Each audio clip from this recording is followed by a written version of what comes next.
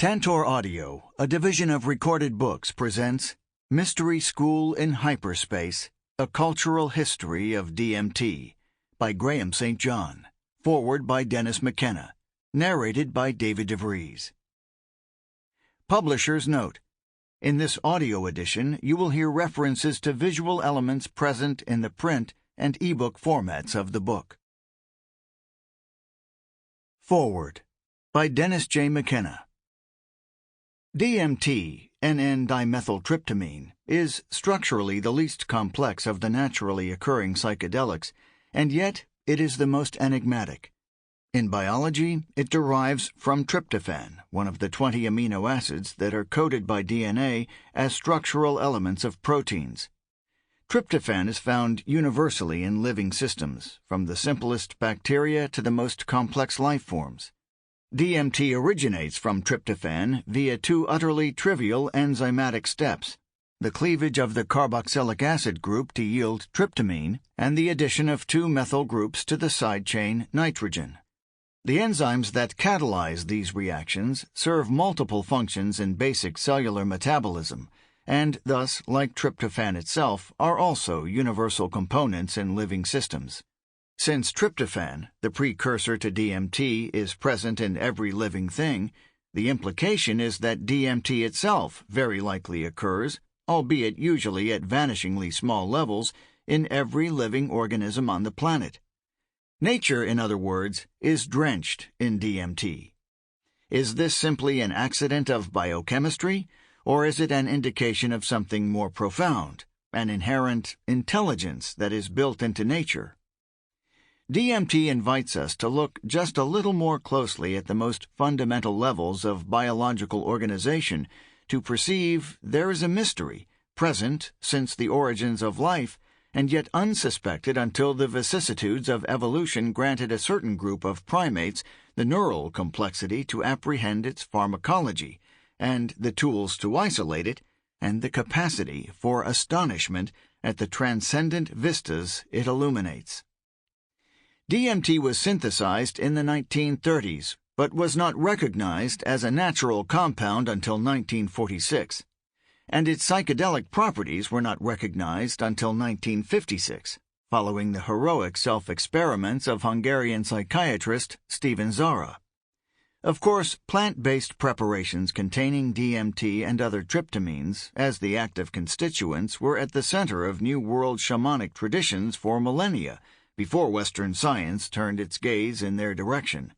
Unambiguous archaeological evidence in the form of carved snuff trays and snuffing tubes confirms that DMT-containing snuffs prepared from Anandanathera species were in use in the pre-Incan Tiwanaku culture possibly as early as 1000 BCE.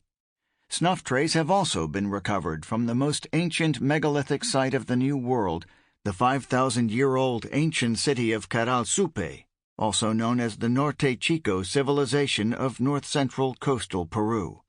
It is likely that the shamanic technologies utilizing Anadenanthera in these ancient civilizations predated the construction of these megalithic structures by centuries, if not millennia. DMT can be viewed as a kind of molecular virus, permeating nature since earliest times, quietly awaiting discovery by neurologically complex, curious, tool-using, language-using primates. The human species has been learning from DMT ever since this co-evolutionary partnership was forged. We have barely scratched the surface of what it has to teach us. Graham St. John's landmark work, Mystery School in Hyperspace, A Cultural History of DMT, should more properly be termed a modern cultural history, because it focuses on the 20th century events that followed its discovery by science.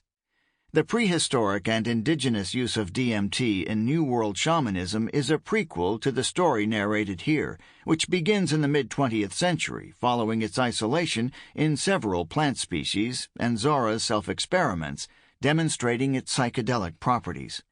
Although the decades discussed in this work encompass a relatively short time frame compared to the centuries of its indigenous usage, the story is nevertheless both rich and dense.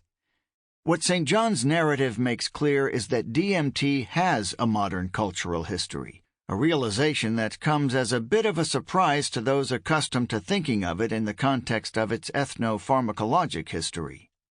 DMT came to the attention of science in the mid-1950s, in an era before psychedelics as a class had become vilified and marginalized, but also at a time when the newly minted discovery from Sandoz Laboratories, LSD-25, was creating most of the excitement and garnering all of the attention.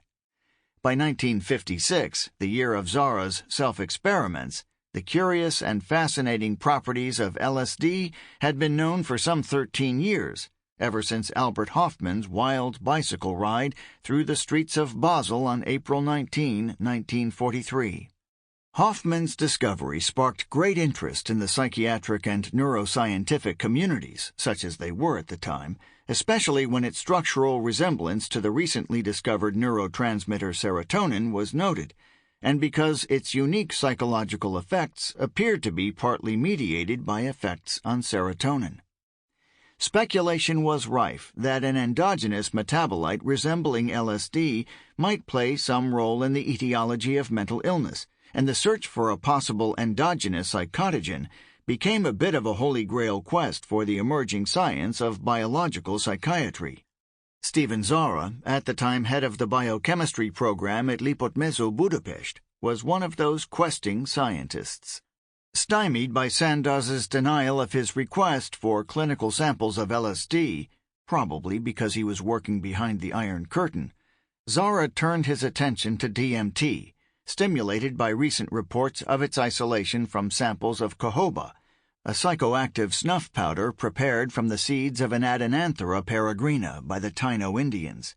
With the help of his colleague, chemist Miomir Meszaros, Zara cooked up 20 grams of DMT, and after some animal experiments and a false start in which he discovered the oral inactivity of DMT, he injected 75 milligrams, and thereby became what St. John has termed the Neil Armstrong of DMT. Thus began the scientific and cultural odyssey of DMT in modern times. It is an odyssey that continues to unfold in the decades following. Unsurprisingly, William Burroughs was among the first of his countercultural generation to explore its properties and pronounced it a nightmare hallucinogen.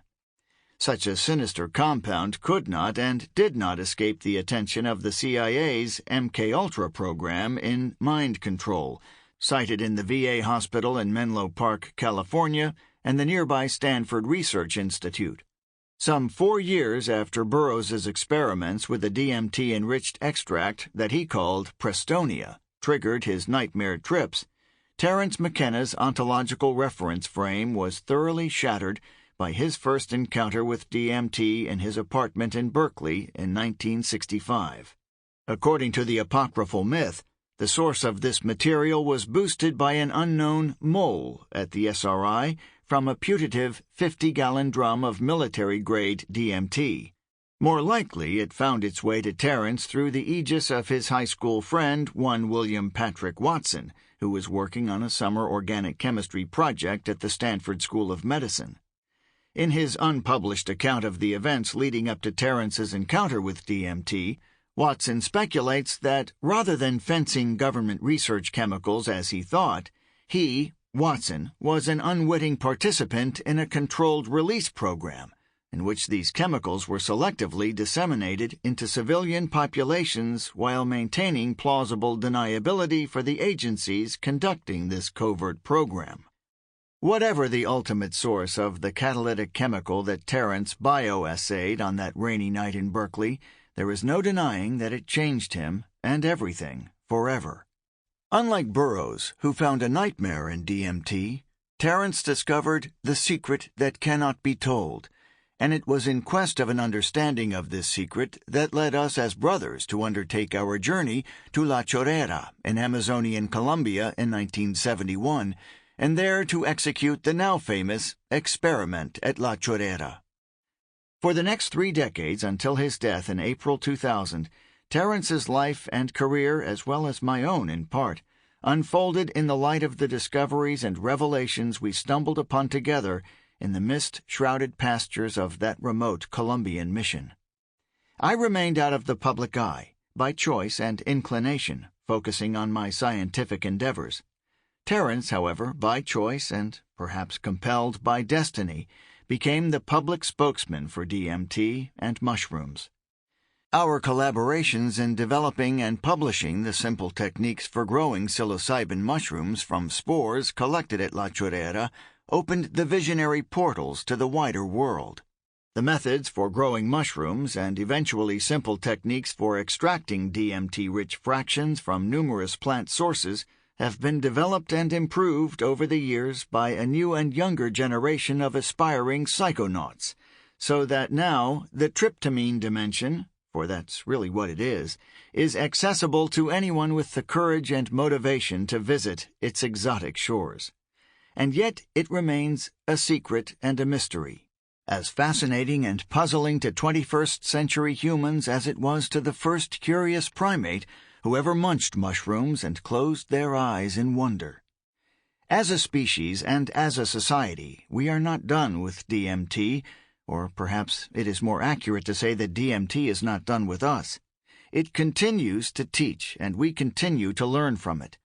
DMT has spawned entire movements of visionary art and mind-altering music. New psychedelic communities committed to ritual and spiritual explorations have coalesced around it. Some are even proposing to initiate formal diplomatic relations with the hyperdimensional entities they have encountered beyond the chrysanthemum. Experimental ethnopharmacologists have developed new formulations of DMT-rich extracts generically known as changa that have made it more accessible, less alien, and certainly more widespread. Building on the pioneering work of neuroscientists such as Zara, Julius Axelrod, and psychiatrist Rick Strassman, we now know that DMT is endogenous in the body and brain, that it is indeed a spirit molecule, whose functions, while still poorly understood, must be profound, that must in fact lie at the heart of what it means to be conscious beings in a universe of life and mind and intelligence. The cultural, historical, and evolutionary story of DMT is still being written. Graham St. John's engaging and well-researched chronicle casts its gaze back on the recent past, much as a traveler crossing a pass might pause to look back on a road hard traveled, and provides an important and much-needed narrative of the events that have transpired since science's discovery of the spirit molecule. The future of this ongoing relationship, as futures usually are, is a bit murkier, but it is likely that we will be seeking to understand the secret for some time to come. For anyone interested in that quest, this book is required study. Prologue. I arrive at an oasis at a bend in the creek. The gully rises to a stand of eucalypts on the far bank as a perfect glade rolls out under my feet. An isolated campground, and in most circumstances it would be more than suitable. But this is no ordinary circumstance. Stumbling forward, I climb out of the gully and pick out a crest at the base of a ridge leading farther up the mountain. Here, a wide-branched acacia sheds long black seed pods on a green ledge overlooking the Goombara Valley. After the recent rains, it's a luscious promontory about 2 clicks from the dance floor, the base emanating from somewhere below, an overture to a darkening mood. As I scuttle to the deck, crows open up with a fusillade of invective. Blue patches flash through oppressive gray. Winds accelerate and recede, mirroring my internal undulations. Dried leaves on a fallen branch chatter uncertain tidings. Frequencies from a sound rig rise through the trees, sunlight and breeze remastering melodies en route to my ears on this solitary mount under a non-ordinary tree. With its swollen trunk bearing unusual waistline markings, generous boughs offer its leaves all the sunlight they need on this day. But on this day, the clouds do not hang idle. Forming a restless roof, they offer protection from sun exposure and dehydration. And yet, blustery winds show me no quarter, scattering thoughts and voiding my stomach in accompaniment to the wind-warped bass. Carrot and chickpeas splutter forth in streaks of bitter fluid. Coughing up my spleen so close to the sky, I give thunderous applause to the performances in the valley below, even while I remain myself a pathetic spectacle to the birds.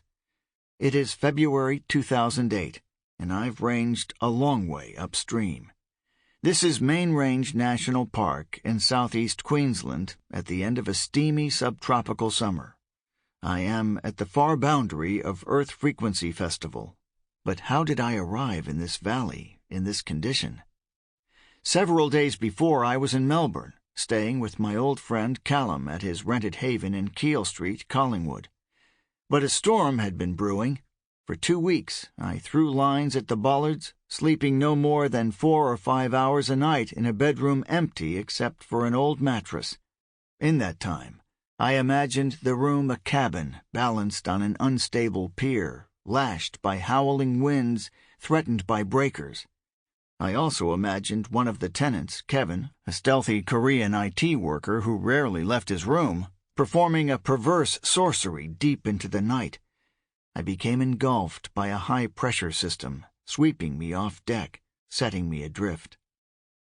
Daily, I cut the narrows of nearby Smith Street, an inner-city underworld.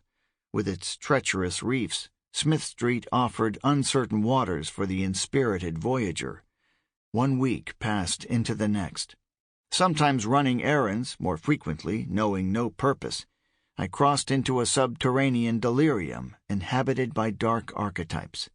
The charts had blown overboard, the needles in the systems gauges whirred. What spirit was abroad? What had gotten into my hold? I must trace my wake back to late January, to Rainbow Serpent Festival, Melbourne's psychedelic carnival. I'd caught a ride in back of a white Defender with John Paris and tall outrider Jules, neither of whom short of a smile and good humor. Paris, a bloke George Johnston might have known as an eternal bartender, Jules drawing back on a well-crafted tube of heavenly music. A seasonal congress of knowing nods, smiles, and infectious gestures, Rainbow had an avuncular topography, familiar but rarely short of surprises. I'd traveled widely in the previous years, and as a scout I'd learned to be prepared. But I was ill-equipped for the foreign jamboree I was about to enter. Martin was demolishing a single cone at a Mr. Whippy van in the market. A few yards away, 3,000 souls were throwing down on the dance floor, where my friend Shane was cutting shapes in the turf, a ribbon of his great-grandfather's service medals pinned to his jacket. It was Australia Day weekend, and surrendering to the rhythms performed by local legend Andrew Till, a legion of baked and bronzed diggers of dance were earning their decorations. Over this reverie, I was invited to a small ayahuasca circle Martin planned to hold at my old friend Phil's place in Keeler East. 2 days after the festival, I find Martin grinning mischievously over the stove in Phil's kitchen under a flight path of Tullamarine Airport. Shredded pieces of a fat Banisteriopsis caapi vine are boiling in a pot. The vine is so thick, my thumb and index finger do not touch when I clutch it. Decorated with statues, hand paintings, and wood carvings of varying spiritual traditions, the house is a suburban temple, the scene of an unconventional experiment. The mood is calm. Soon we are boarding and taxiing for departure, the climb angle and destination unknown. Cushions, blankets, jugs of water, candles, and buckets, deep buckets, line the apron. Having observed a diet for a few days, that night I drain off a cup of freshly prepared tea. It's nauseatingly bitter. Now night, the door to the backyard open, I lie back into the cushions and close my eyes. Over the next hour or so, foregrounding the ambient notes of Pete Namlook, in the periphery of my vision, there appear bust-like forms, some strangely familiar, glissading to meet my gaze, then vanishing as my mind pursues them. About an hour later, the potion is chased down with 200 milligrams of NN-dimethyltryptamine, extracted from Acacia cortii. a rare tree that I was informed primarily grows on one small hill in New South Wales and should not be harvested wild. Several years later, Martin clarified that this was, to his knowledge, the first time DMT extracted from A. cortii had been used with B. caapi. When we first used it, it didn't know how to work with us or what to do. I had to call it in. It was like welcoming a very shy person into your house for a cup of tea. Sometime afterward, I sensed liquid snaking about my stomach and intestines, scanning my internal architecture. A sinuous sentience coursing through my body, hairline cracks forming on the lining of my guts. I form a sensation that wisdom, a perennial gnosis, is available, though remains occulted, locked in an impenetrable black box. What was this device? And more to the point, what lay inside? Could it be cranked like a phonograph? Would I perceive its frequencies? I seem to have become a caricature grinding this esoteric hardware. Sometime later, staggering with uncanny precision, I find the toilet.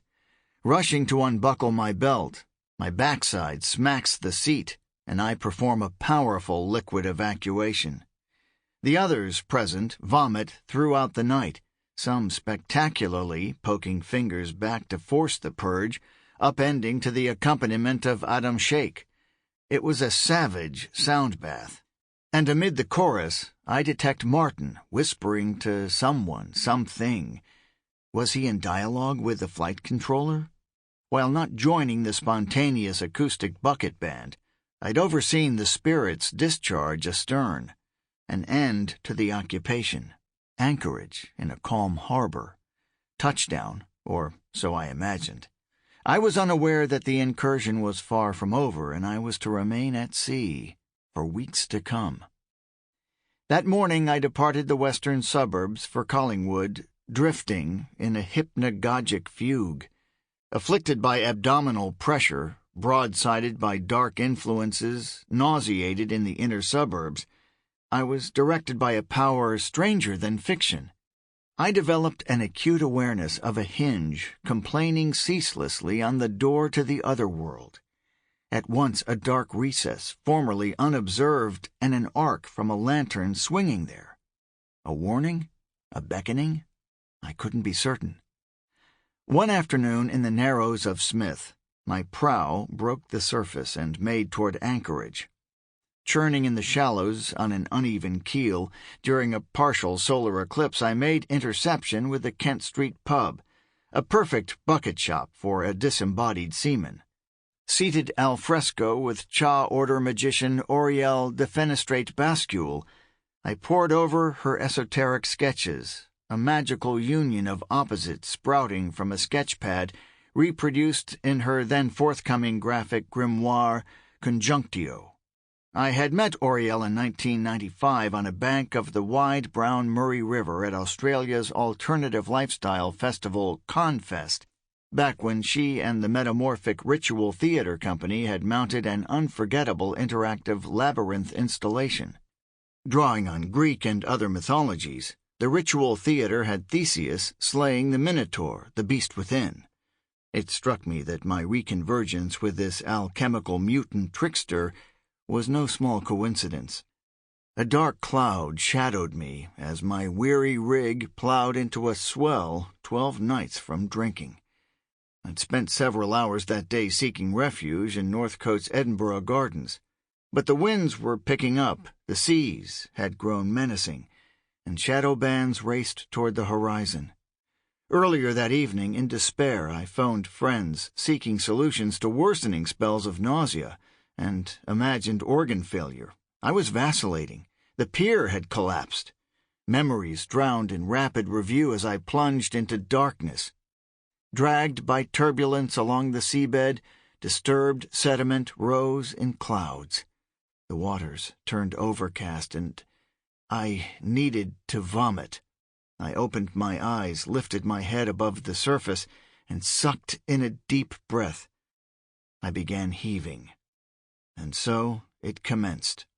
That night, I floated subsurface, convulsed by wave upon wave of warm light, a light that could be felt by all of my senses. I was saturated to the bone by an iridescence unlooked for, my jaw dropping so low that it may well have fallen from my face. These convulsions triggered euphoric surges through my systems equipment. The floodgates opened, the flight data had been accessed, and although I did not have a processor capable of handling this raw information deluge, these were the most astounding readouts in my records. Surfacing repeatedly, I found myself blowing like a whale. Washed over with an electric charge, I was immobilized as one who has just body-surfed a tsunami inland. Only upon much later reflection did it occur to me that the event will have registered on the Shulgin scale, approximating a +4. Android Jones has offered a visual approximation of a resonant peak episode in his work Dreamcatcher. In the calm waters of the next day, questions mounted.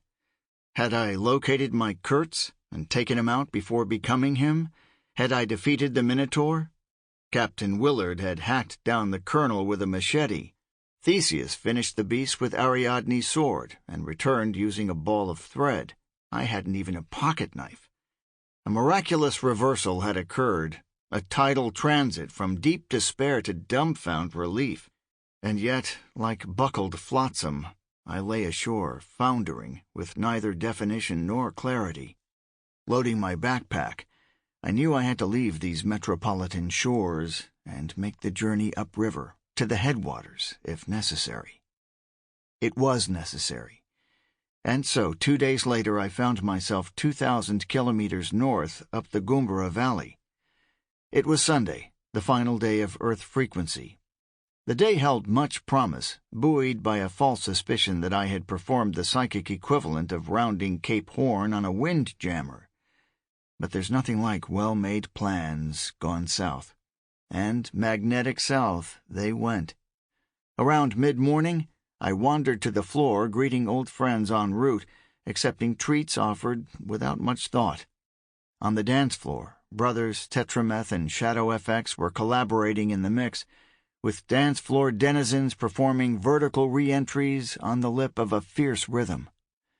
But I was floored by the vocal sample amplified at the moment I entered the dancescape, Aya Waska, which in that moment evoked an extreme state of duende. It struck me as ominous, a perceptual cue hailing me like a harbor beacon rocking in a gale, a signal becoming visceral as my guts churned, ears thumped, and the music grew inaudible. I was stranded beachside on a sea of nausea, and it was king tide. Agoraphobic on the dance floor, I had to evacuate myself from the area. Taking to the valley, I traced the winding creek bed away from the party. And so it was, meandering, in search of elevation, that I found the promontory and its tree under which I'd collapsed. The handle had been wound to its limit. Jeers erupted from the bush balconies, and my terrible cash would finally exhaust. If La Purga is a one-man circus staged above the headwaters, this may have been its dismal finale. A murder of critics hectoring the clown to the death as rain squalls over a distant range. Hours pass, and at some point the tide turned. The pall lifted, the winds softened, and a new light angled through the branches. The show over, the crows had grown satisfied, and the tree bore a curious elegance. This was no ordinary tree, and I felt sheepish in its presence. I stepped gingerly about my ridge-line station, absorbing surrounding views through the eyes of a neophyte. It was as if I'd dwelled there for years, committing minute details to memory. As distant kookaburras broke their silence, I descended my mount through the long incline of sclerophyll. Upon the final approach to the gully at the familiar bend in the creek, lurching sideways to avoid a large orb spider's web, a commotion froze me in my tracks. I turned to look. A eucalypt was set in the gully wall. Like an angled chimney, its thick roots were visible as the wall drops to a serene rock pool and a green glade beyond. On the tree's trunk in full repose and with neck and chest flared, there emerged the finest goanna I'd ever set eyes upon. Having jumped from its blocks farther up the tree, its bulk progressed in... Sample complete. Ready to continue?